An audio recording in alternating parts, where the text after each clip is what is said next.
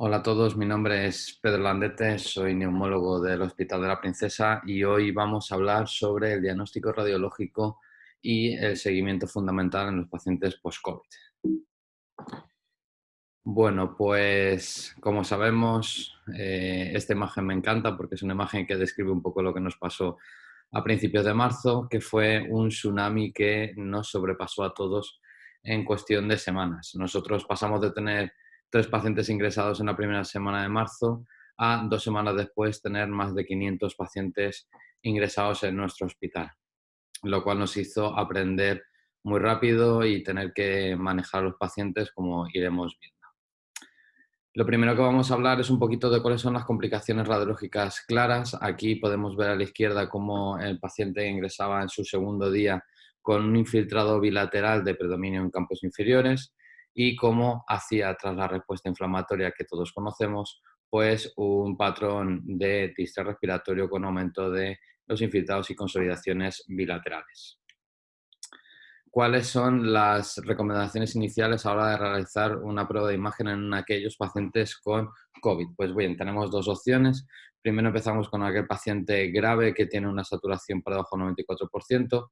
Si al hacer la radiografía de tórax ya veíamos que tenía opacidades periféricas bilaterales, que es el patrón característico intersticial que hemos visto en estos pacientes, no sería necesario hacer TAC y por tanto deberíamos iniciar el aislamiento y el tratamiento.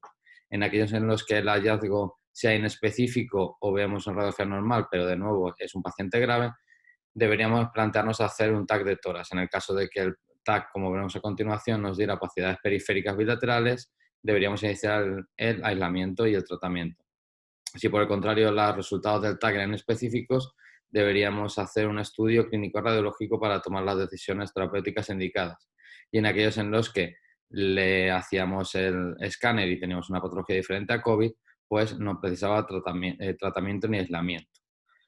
Luego, por otra parte, tenemos al otro grupo de pacientes que eran aquellos que estaban estables, que tenían un buen nivel de saturación y no estaban tan graves. Si le hacíamos una radiografía de tórax y nos salía un patrón anormal, si este era diferente al patrón radiológico característico del COVID, deberíamos no aislarle y continuar con el estudio. En aquellos en los que tuviésemos hallazgos dudosos, deberíamos iniciar el aislamiento domiciliario con seguimiento del mismo paciente. Y en aquellos en los que la radiografía de tórax fuera normal, deberíamos iniciar el aislamiento domiciliario. Bien, ¿cuáles son los hallazgos más característicos que podemos ver en los pacientes con COVID tras la realización de un escáner, que es donde más información tenemos publicada hasta el momento? Bueno, pues lo más característico y sugerente es las opacidades periféricas en vídeo ilustrado, el patrón alveolar difuso, el patrón de crazy paving que ahora veremos a continuación y la neumonía organizativa. Bueno, ¿qué otras cosas nos podemos ver que nos definan como hallazgos indeterminados en el COVID-19?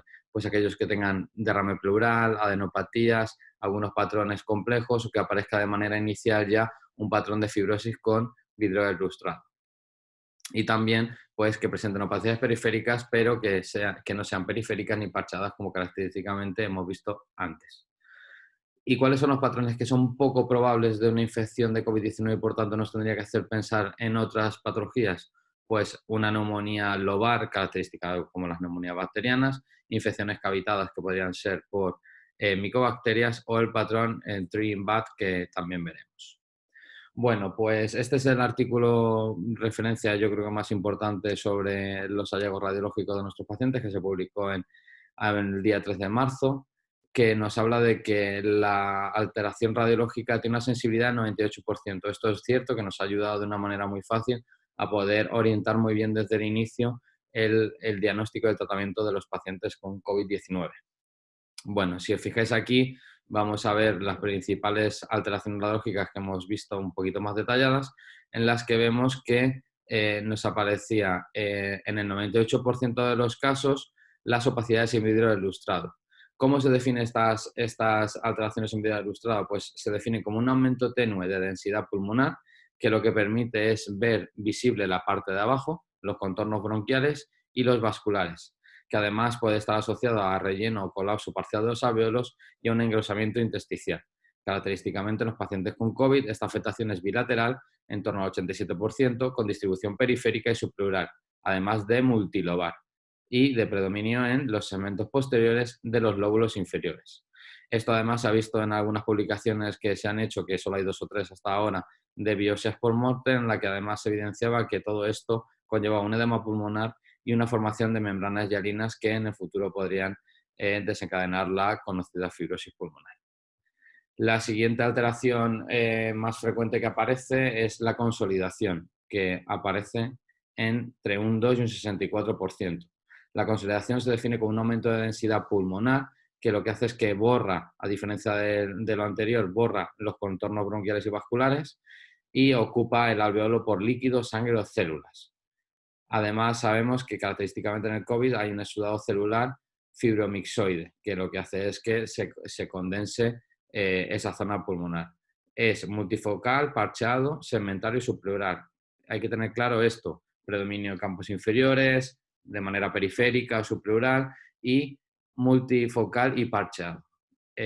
Cuando aparece la consolidación, esto es un indicador de progresión y una indicación de algo, es una alerta que tenemos que tener presente, porque quiere decir que la evolución del paciente está siendo desfavorable y por tanto tendremos que intensificar el tratamiento posiblemente antiinflamatorio. Aparece normalmente entre la primera y las 3 semanas del inicio de la enfermedad y puede evolucionar también a vídeo ilustrado y es característico en las personas mayores de 50 años. La siguiente alteración que tenemos son las opacidades lineales y reticulares, que pueden aparecer en un porcentaje más pequeño y que se definen como infiltración septal por células linfocíticas, que lo que genera es un engrosamiento interlobulillar. Además, sabemos que esto aparece cuando los cuadros son más prolongados en el tiempo, en pacientes con una evolución más desfavorable. Luego tenemos, si os acordáis al principio, hablamos de crazy paving, que es el patrón en empedrado, que lo que nos dice es que hay opacidades en vídeo ilustrado, además de engrosamiento interlobulillar. Entonces, lo que hace es que veamos estos patrones de vídeo ilustrado, que como decíamos antes, nos permite ver la parte inferior del pulmón, pero que ya es más grande y que parece que está, pues eso, como formando cuadritos, como más empedrado. Esto también nos habla de que hay un edema alveolar, inflamación intersticial, y por tanto que es una de las formas de reconocer que está en el momento pico de la cascada inflamatoria de los pacientes y que tiene un pronóstico de evolucionar de manera desfavorable.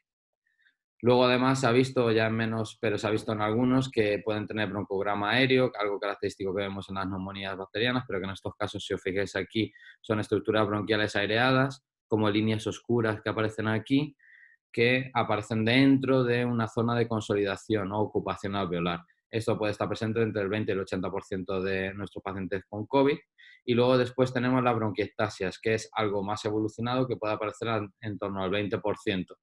Las bronquiectasias es un daño inflamatorio que aparece en la pared, como podéis ver aquí, estos agujeritos de aquí, que genera además obstrucción bronquial. Esto, secundariamente, lo que hace es que genera una destrucción de la estructura y produce una proliferación de tejido fibroso que genera una dilatación de las paredes bronquiales y, por tanto, esos agujeritos. Esto lo que va a generar es que haya más dificultad de movilización de secreciones, con un moco más viscoso, que además es algo que hemos visto muy característico en los pacientes con COVID-19 más graves. Y esto suele aparecer en los pacientes que están en unidades de intensivos.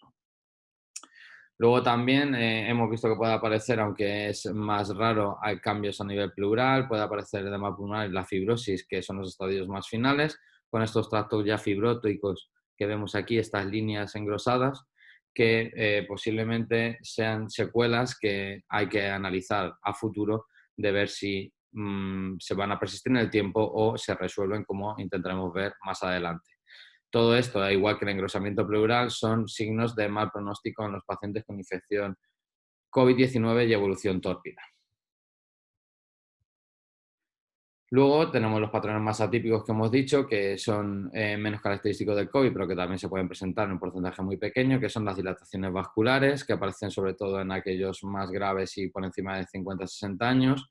Aparecer nódulos que son sólidos, irregulares y que aparecen en distintas localizaciones, como podemos ver aquí. Y el signo del halo, que es este signo que parece que tiene un brillo alrededor del nódulo. Esto es menos frecuente que aparezca en el COVID-19 y si es la única expresión, pues tendremos que pensar también en otros diagnósticos diferenciales. Lo que sí que es muy raro ver y hemos visto solo en algunos casos aislados y según las publicaciones aparece entre el 4 y el 8%, pues puede ser la generación por la respuesta inflamatoria de adenopatías. Adenopatías que suelen ser las mediastínicas y que no superan el centímetro de su diámetro. Esto suele estar asociado a las neumonías graves por COVID con evolución tórpida y largo tiempo de evolución. Además, pueden asociar derrame pleural y patrón micronodular, pero esto, si aparece el derrame pleural, debe hacernos sospechar que sobre ese COVID ha habido una sobreinfección bacteriana, algo que ha pasado en pacientes que llevan mucho tiempo intubados con tiempos muy prolongados de ventilación mecánica invasiva.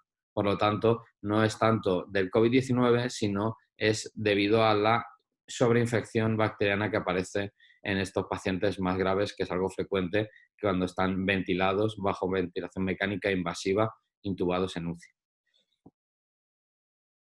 Luego aquí tenemos, como podemos ver de manera fácil, esto ya son imágenes nuestras en los estadios iniciales, vemos, como hemos dicho, las opacidades en vídeo ilustrado, que son bilaterales, que son periféricas, manteniendo la mayoría de veces el centro de los pulmones sin afectación más importante, que afectan a todos los lóbulos pulmonares, sobre todo de predominio en campos inferiores y en las regiones posteriores, como podéis ver aquí.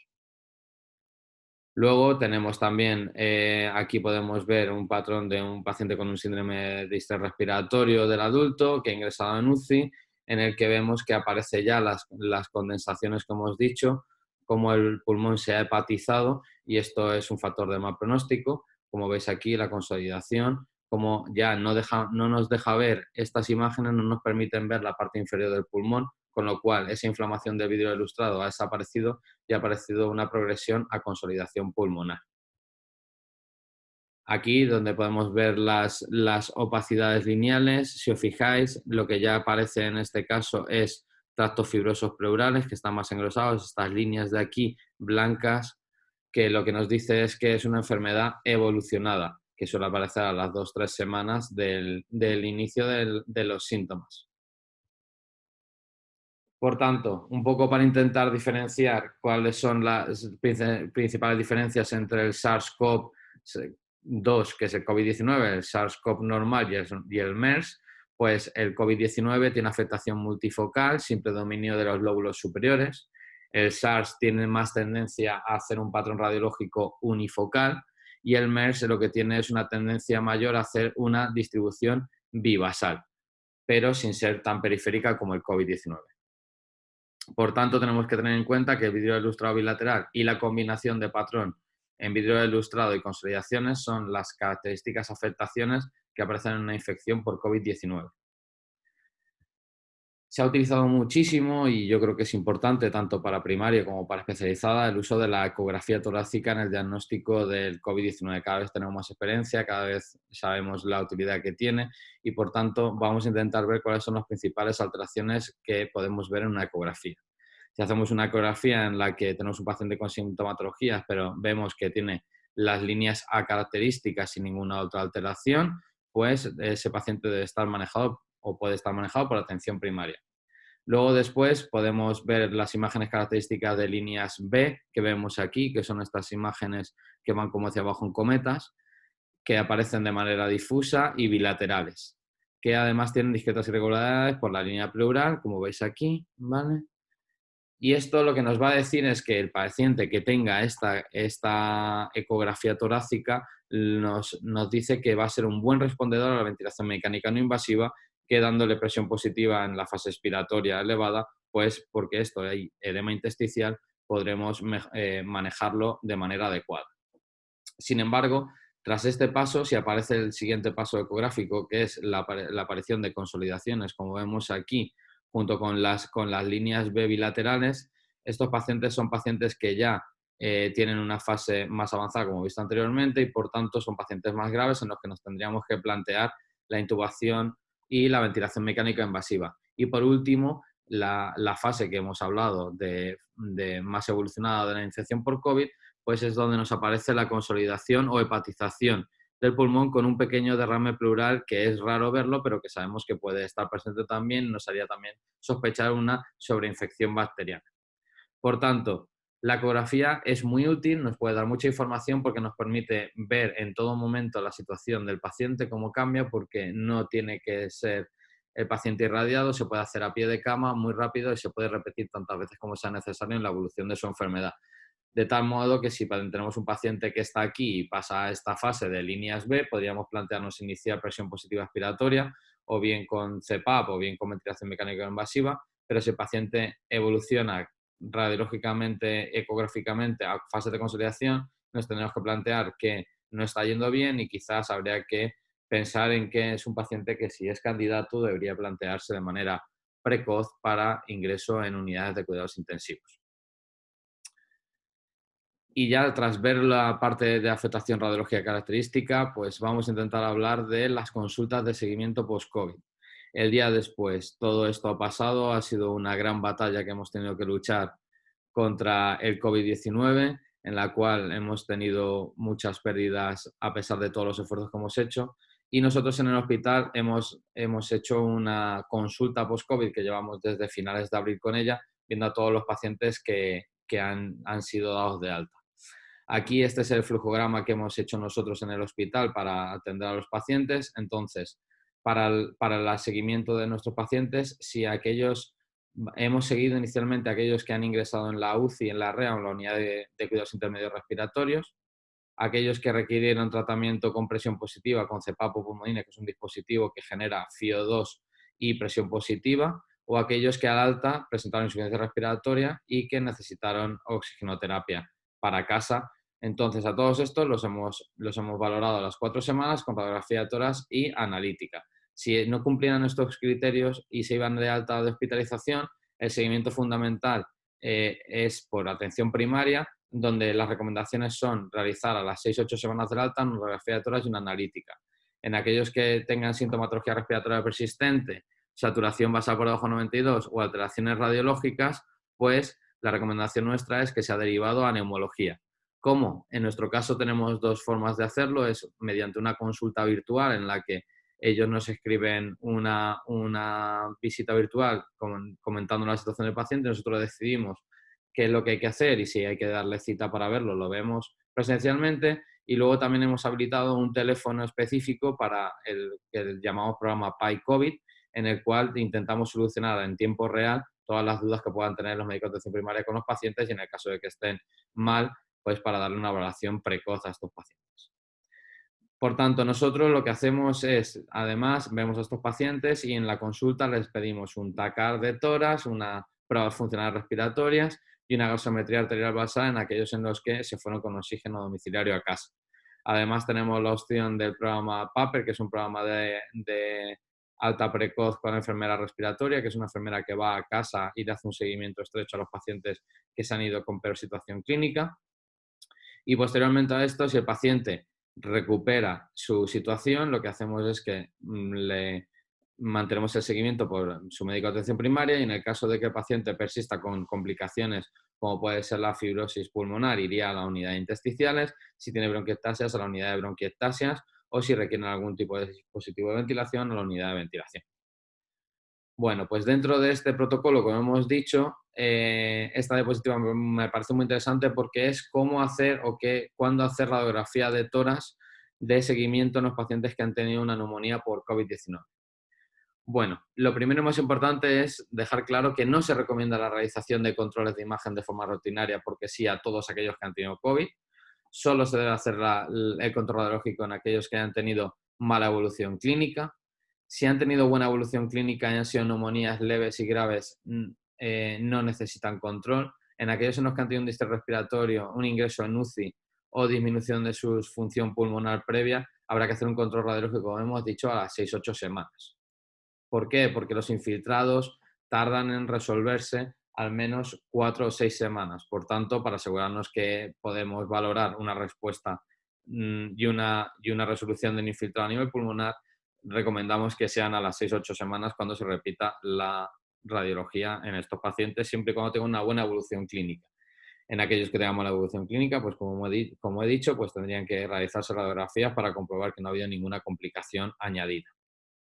Por tanto, Nuestros pacientes fundamentales que estamos viendo en la consulta post-COVID ahora mismo son pacientes con una afectación pulmonar grave, cuando ingresaron, que precisaron ingreso en UCI, en reanimación o en la unidad de cuidados intermedios respiratorios.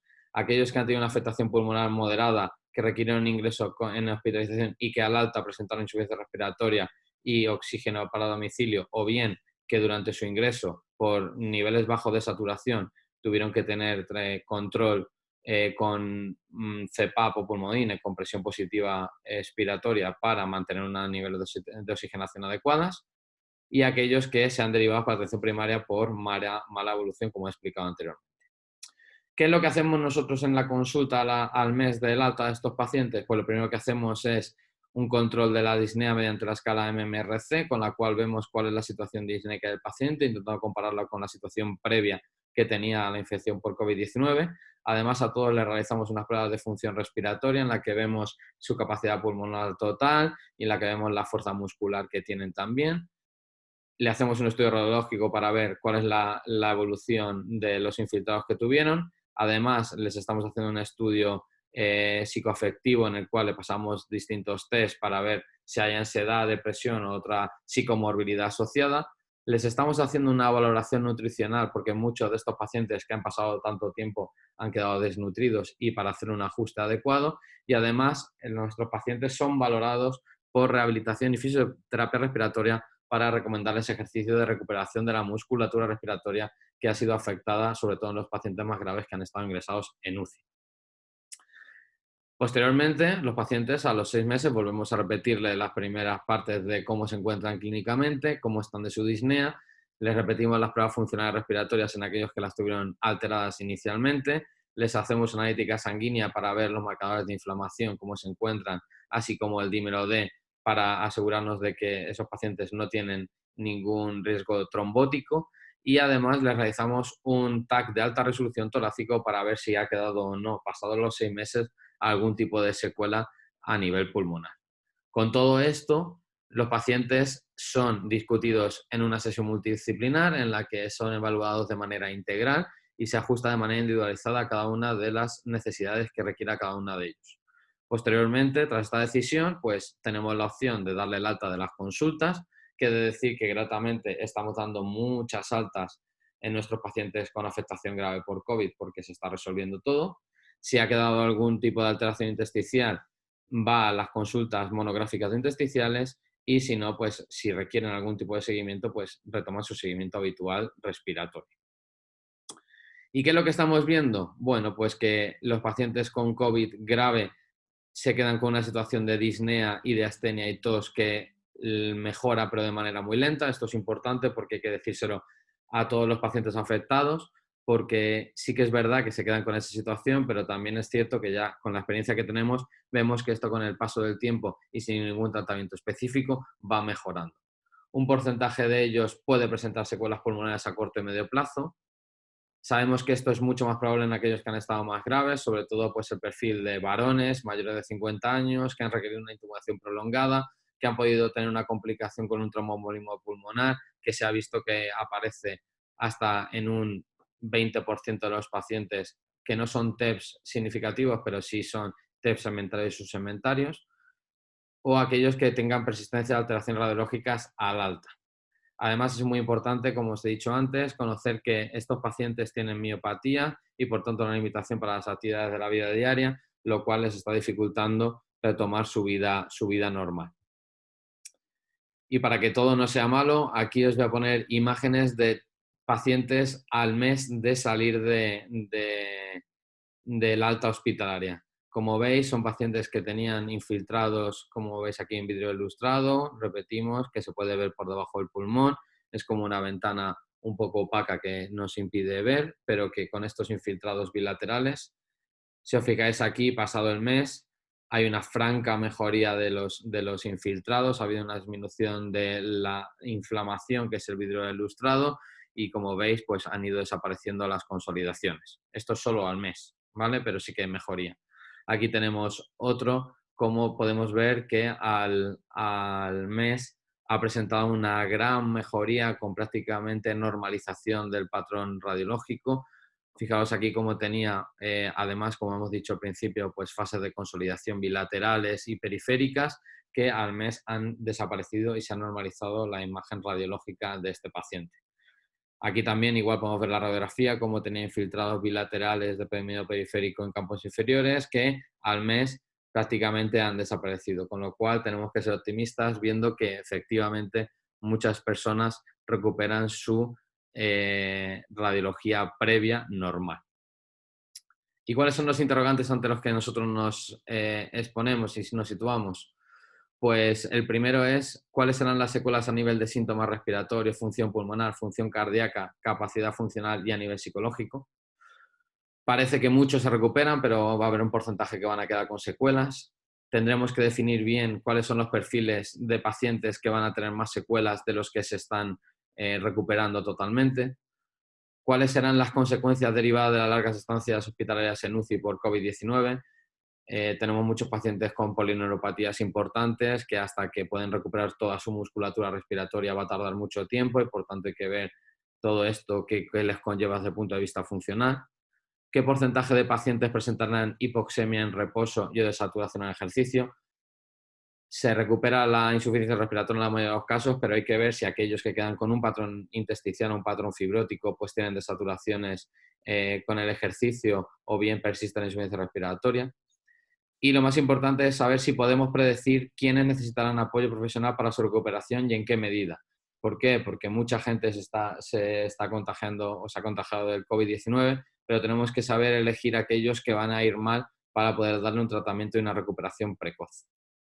Por tanto, nosotros ya hemos valorado a más de 250 pacientes y lo que hemos visto que, como os he dicho anteriormente, la disnea mejora, aunque muy lentamente, sobre todo a esas expensas de la miopatía y de la disfunción que tienen de tanto tiempo hospitalizados, con lo cual hay que esperar a que esa fisioterapia respiratoria les ayude a mejorar, que muchos nos cuentan que tienen sensación de presión torácica atípica que está asociada a esa disnea, que también se resuelve sola con el paso del tiempo, posiblemente estará pues eso, relacionada con la miopatía de estos pacientes, que en un porcentaje muy pequeño hay persistencia de las alteraciones radiológicas y que cuando tienen esto, estos son los que tienen además asociada una disminución en la difusión, pero sabiendo que son porcentajes muy pequeños y lo que sí que hemos visto que es muy importante es que tienen una afectación prácticamente al mes del 100% de nuestros pacientes de la presión inspiratoria máxima y la presión expiratoria máxima, que lo que nos habla es de la alteración muscular que tienen estos pacientes. Por tanto, es importante tenerlo en cuenta. Aquí estamos todo el equipo de neumología de la Princesa, que hemos trabajado de manera incesante durante estos meses y hemos conseguido sacar adelante a mucha gente gracias al esfuerzo de todos y quiero dejarlo aquí agradecido a ellos porque ha sido un gran esfuerzo. Muchas gracias a todos y espero que haya ayudado a ver un poquito más de luz en la formación de la radiología, sobre todo de nuestros pacientes.